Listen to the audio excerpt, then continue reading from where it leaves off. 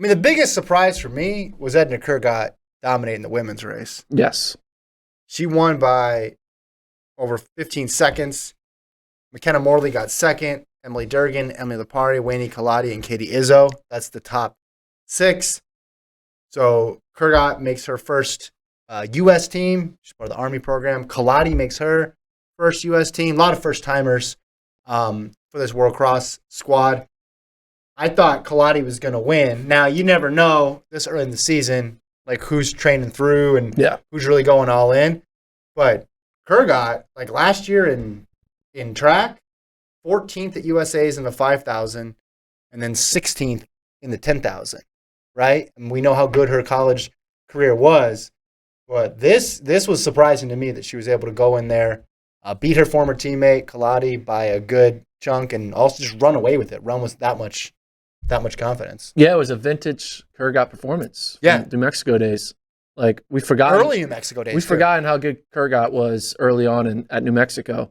And you kind of thinking maybe she's never going to be able to get to that form, but like you're winning this race, and obviously didn't have the Bowerman women in it, but did have Kaladi, and Kaladi is a legit player at this distance. Yeah. So it's a legit win in my opinion, and I think it kind of may potentially hint at that maybe Kurgat could be a fringe, maybe perfect situation. She gets third in a 5K or 10K at the track trials.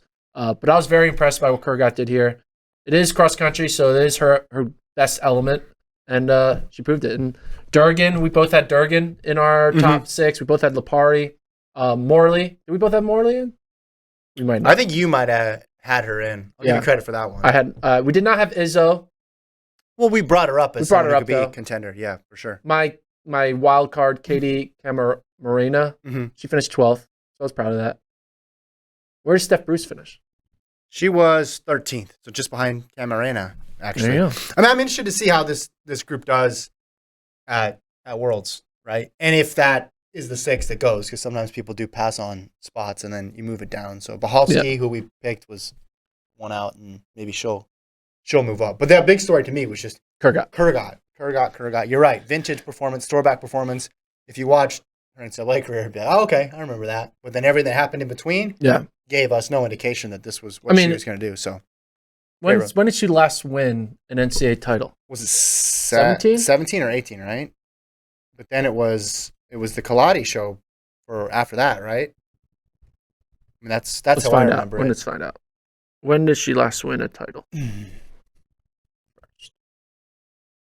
Her last I want to say 17 NCAA right? title was 2017. Yeah. That's a long time ago. That's 6 years almost. Where did she finish? It's 5.5 years. In 18 cross, and I think, did she have 19 cross eligibility? 18 cross, she finished second. No, she finished 5th. Right, and then did she have 19 cross eligibility? 19 cross, she finished 9th. Yeah, which are still really good, consistent performances, but after seeing what she did in 17, you thought, all right, she's going to run away with it. So first, 5th, 9th, back to first. Yeah, by a wide margin. Men's side of things.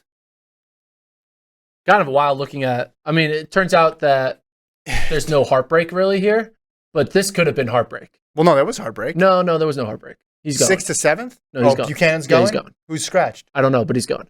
I saw on his tweet. Okay, he's going. So you have to guess. This is just like, this is the game with indoors too, because you never know who'd go to World Indoors or not. It's someone told me after the race they're not going. So Bohr wins it. I don't think that's surprising. Colley's been running well recently, but you look at the times, right? So 28:44 for Bohr. Well, forget the actual time, but just the margin of victory, 4 seconds. But then it's 48, and then everybody else is 49. 49 through 7, and again, top 6 qualify. Reed Buchanan being on the odd man out, but according to his tweet, someone scratched, so he's going to World. So you got Colley, Rotich, Career, Chalanga makes another team, Dylan Maggard, and then Buchanan. I thought Hillary Bohr would be able to make it. He's 8th, and he was. I told you, steeplechasing is not. It's not cross country. I tried to warn you. I mean, Emmanuel Bohr, I think, was the safest pick, right? So I think outside of that, there's not any huge surprises. Again, another steepler, Keeter, I thought would do could mix it up. But we have no idea where any of these guys are at. You don't have any early results to really judge where they're at. So we'll see. I mean, of the guys that made it, I think you could look at someone like Emmanuel Bohr, though, just because of how good his track times are, as being a guy who should be able to mix it up in there. I think so. Right? Should be able to mix it up with the best in the world. Not going to pick him to win or get a medal, but he could be a top 10 guy, right? Yeah, for sure. Other notable people, Jared Ward was 14th, Jenkins 16th. Our boy Eastside Rodriguez finished 24th. If this was a cross country meet, that's a good All-American performance. Yeah. We both went with Rodriguez. Donovan in the chat mentions that Rotich is a steepler. So your theory, gone. Sorry. Anthony Rotich. God dang it. You're right. Yes, he is a steepler. I'm not right. Donovan's right. No. He's a miler. Oh, you just decided. Because remember when he ran the mile at UTEP? He was fun. Well, that was indoors, right? I know, yeah. Yes, he's a steepler. He's a steepler. I'm just trying to find a way to make my takes make more sense. The problem is when someone